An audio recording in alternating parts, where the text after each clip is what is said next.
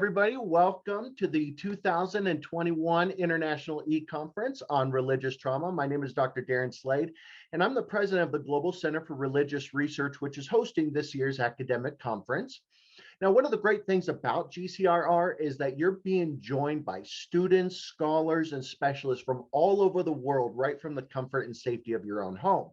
Now, something significant to note is that the Global Center for Religious Research has established the world's very first and most comprehensive psychiatric research group to study the causes, manifestations, and treatment options for those suffering from religious trauma. And GCRR has actually built a team of approximately 30 psychiatrists, therapists, sociologists, university professors, religion scholars, and PhD candidates from all over the world, all who specialize in the field of trauma research.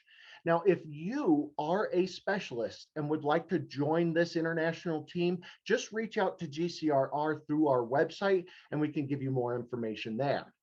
But we do have to address one big problem, and that is in order for victims of religious trauma to receive help, we need to arrive at a place in our culture where religious trauma is accepted as a real condition. Unfortunately, the academic study of religious trauma remains in its infancy, especially when compared to other studies in mental health. And sadly, this means that there really are no exhaustive empirical studies to support what we've all experienced in the tens of thousands, which is that religious trauma exists and that it is a chronic problem within many religions. And as it stands, really only anecdotal case studies have been published so far, but nothing substantially empirical to actually prove it exists. So GCRR is intending to correct this gap of knowledge, and we would like to get your help with this. So we just recently set up a GoFundMe page in order to crowdsource the world's very first comprehensive empirical study on religious trauma. We want to conduct a massive sociological study on those traumatized by religion in the hopes of providing the foundational data necessary to educate and hopefully prevent religious trauma from occurring in the future. And you may be asking, why are we crowdsourcing this on GoFundMe? The sad fact is that all federal funding for mental health research has come to a screeching halt. And so we have to turn to the public for help right now. So rest assured, any and all donations that you give to this would go exclusively just to funding this study, and any amount that you could give would be extremely helpful. All you have to do is go to gofundme.com and then look for the religious trauma sociological study. And at the very least, please share this GoFundMe page across all your social media platforms so we can get the word out about this very important research project. And so with that said, I'd like to introduce to you my very good friend and our next presenter, Arielle Sokoll-Ward. So Arielle is going to discuss the effectiveness of using EMDR in trauma treatment. She is a psychotherapist, a published writer, and a professional speaker. And she was actually in a 2019 TEDx speaker where she talked about the reframing of grief. And she specializes in grief and trauma in her professional practice, and especially after she herself survived a traumatic illness and then shortly after the sudden death of her partner. Arielle is trained in EMDR and is a level 2 complex trauma clinician. She is currently writing a book about grief that not only shares parts of her story, but qualitative research and broader views and experiences of grief as well. And for the past 8 years, Arielle has spoken in university classrooms across the country. She has led grief process and psychoeducational groups for larger companies and organizations on multiple platforms to help them find resilience after trauma and loss. And we're so lucky to have her. Thank you so much for presenting today. Arielle, I'll hand the floor over to you. Thank you, Darren. I'm so happy to be here. Thank you everyone for joining. So I will share my screen.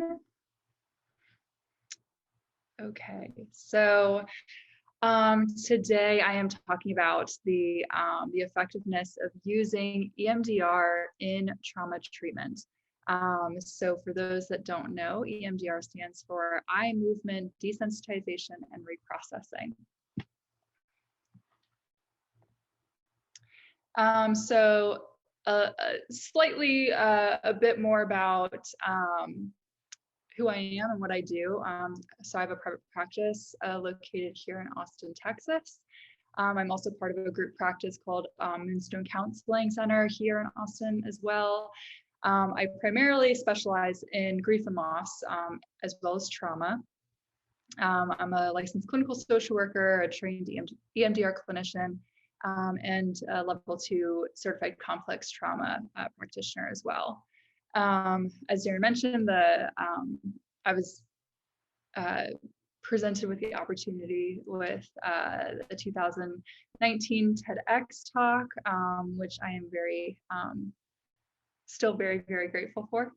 I have created and I facilitate a 10-week group support group for adults who have experienced the death of a loved one. I've been a professional speaker for about 8-9 years. And I have been conducting qualitative research on the experience of grief for a little over 2 years for an upcoming book that I'm writing. And I also do pretty significant, I see a lot of clients that are experiencing complex trauma, eating disorders, part of the LGBTQ population, and sex positivity. So I want to start with this quote from Rachel Yehuda. Long-lasting responses to trauma result not simply from the experience of fear and helplessness, but from how our bodies interpret those experiences. So I love this quote because it really just shares that, you know, when someone experiences trauma, it's not only affecting their brain and mind, but it really lasts in our body as well. So first, talking about what do we mean when we say trauma? So trauma is the unique individual experience of an event or enduring conditions in which the individual's ability to integrate his or her emotional experience is overwhelmed, and or the individual's experiences, either objectively or subjectively, a threat to life, bodily integrity, sanity, or that of a caregiver or family. So it's important to understand and validate that, you know, trauma is relative. We want to validate the client's experience and really be curious rather than judgmental and labeling for a client, saying, you know, what they experience as trauma might not be what I would experience as trauma. And we want to, you know, still give the right care to that. So an introduction to EMDR. So we first start with EMD, eye movement desensitization. So depending on who you ask, it was either developed in 1987 or 1989. We have 1987 was the time when Dr. Francine Shapiro she was actually walking in a park, and when thinking about something disturbing, she was able to notice that when she moved her eyes back and forth, she kind of saw a change. However, it's really 1989 that EMD was first introduced into the world. So it's one of the most popular and well-researched methods of trauma treatment. As mentioned, you know, it was first introduced as EMD in a published randomized study. And at that point, EMD was informed by a behavioral orientation and was said that the eye movements were critical in causing an effective desensitization to trauma.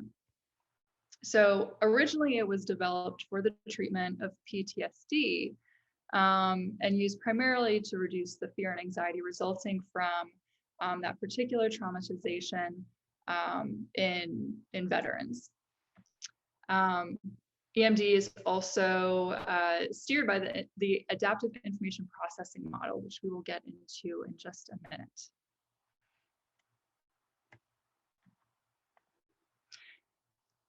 So now we have EMDR. So this adds the reprocessing part. So it was years following that the eye movements were not the only form of effective bilateral stimulation. So now we use taps, tones, vibrations. During treatment, clinicians saw that negative emotions were replaced with positive ones.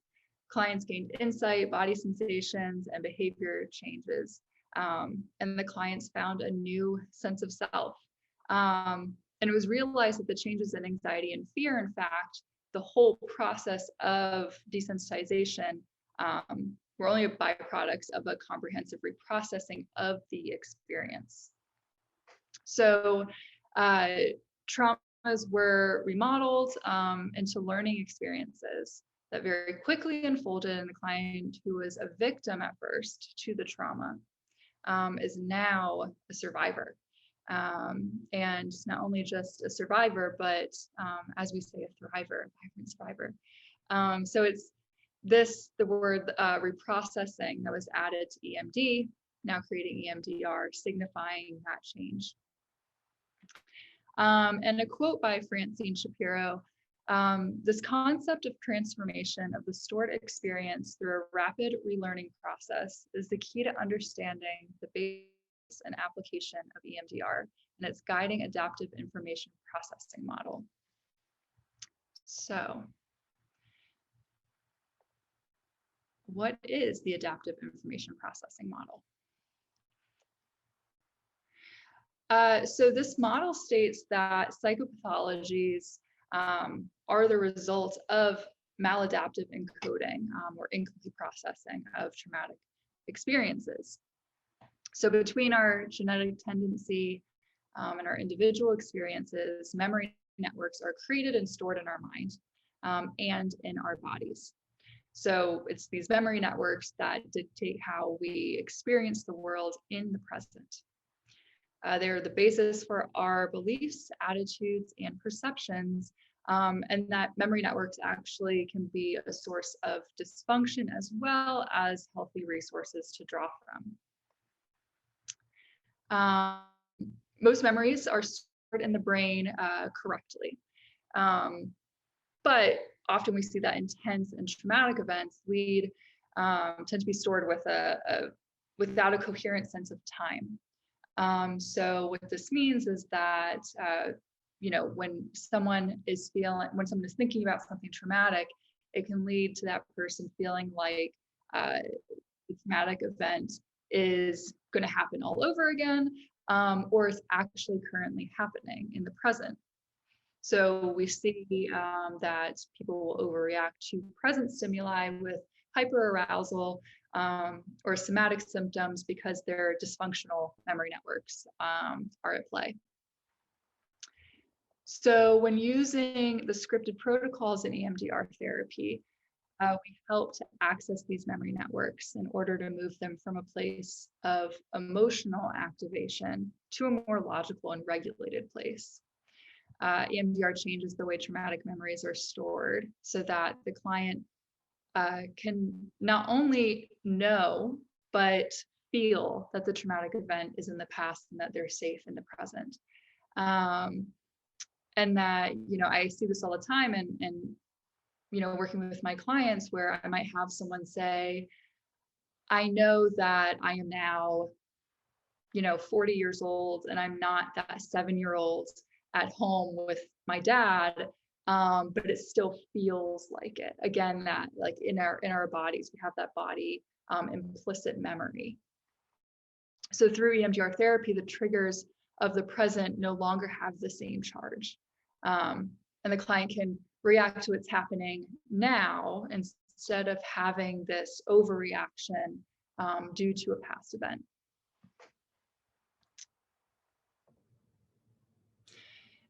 So this quote by William Faulkner is a pretty famous one, but the traumatic past is not dead and In fact, it's not even the past.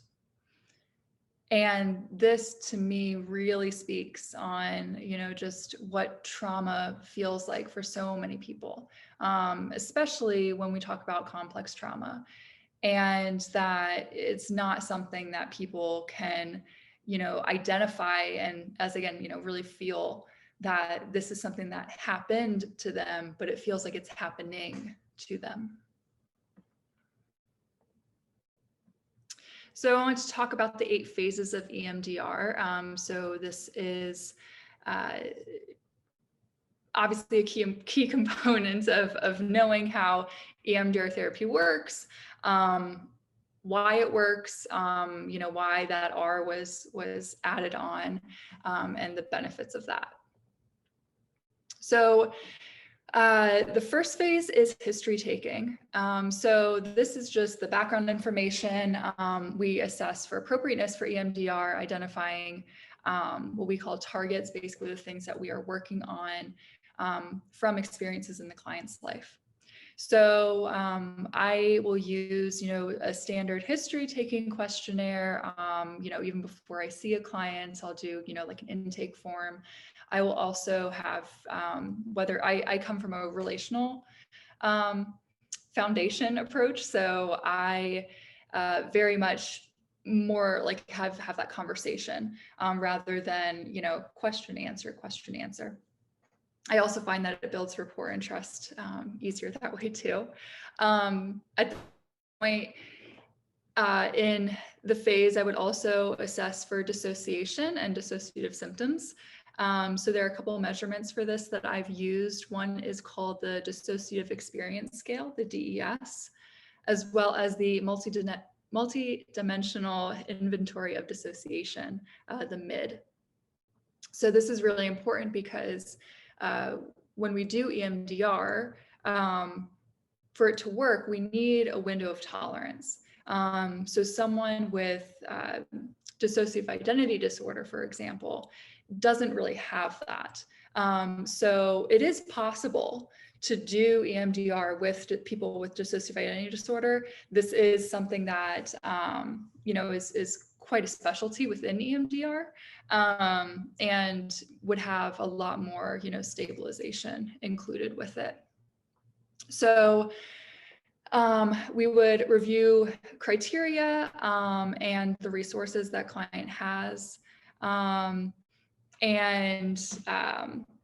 We might, I might ask them different questions to identify past events that laid groundwork for the pathology, any current triggers that they're experiencing, future needs or goals as well.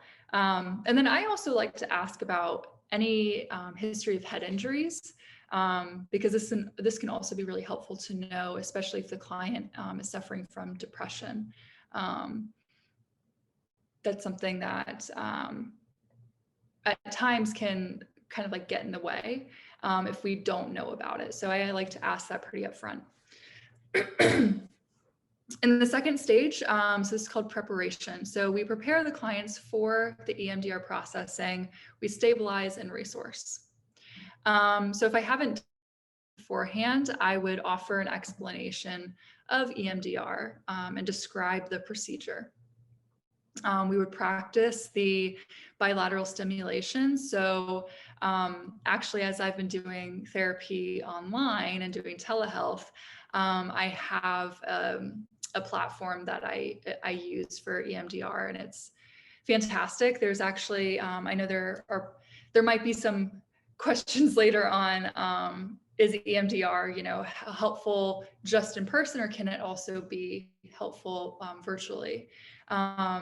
And the answer is, at least in my practice, I have not seen any difference. It's quite amazing. So we practice that, make sure, it feels okay for them. I would ask someone like, if they're wearing glasses, is it helpful to take the glasses off? Do you need contacts? Things like that. We also use metaphors to help in this situation, or help in this this phase as well.